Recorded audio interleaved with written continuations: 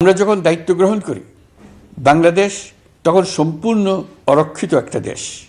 এই সময় ধর্মীয় সংখ্যালঘুদের মধ্যে অহেতুক আতঙ্ক ছড়ানোর চেষ্টা করা হয়েছে। কয়েকটি ক্ষেত্রে তারা সহিংসতারও শিকার হয়েছেন। কিন্তু এটা নিয়ে যেসব প্রচারণা হয়েছে তা ছিল সম্পূর্ণ অতিরঞ্জিত। অল্প যে সমস্ত সহিংসতার ঘটনা ঘটেছে তার মূল কারণ ছিল রাজনৈতিক। কিন্তু এইসব ঘটনাকে ধর্মীয় আবরণ দিয়ে বাংলাদেশকে নতুন করে অস্থিতিশীল করে তোলার চেষ্টা করা হয়েছে। আপনাদের সবার সহযোগিতায় আমরা দৃঢ়ভাবে এই পরিস্থিতি সামাল দিয়েছি। আমাদের দায়িত্ব গ্রহণের 2 মাসের মাথায় দেশে দুর্গাপূজা উদযাপিত হয়েছে প্রায় 32,000 পূজা মণ্ডপে। দুর্গাপূজা উপলক্ষে নির্বাহী আদেশে একদিন অতিরিক্ত ছুটি ঘোষণা করা হয়, যা উৎসবের আমেজকে অনেক গুণ বাড়িয়ে দেয়।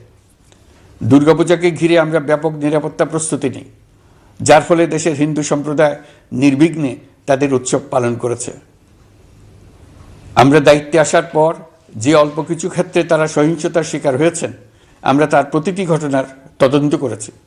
শুধু হিন্দু সম্প্রদায় নয়, দেশের কোনো মানুষই যাতে কোনো রকম সহিংসতার শিকার না হয় সেই জন্য আমরা যথাসাধ্য চেষ্টা করছি এবং সবসময় সে চেষ্টা করে যেতে থাকব।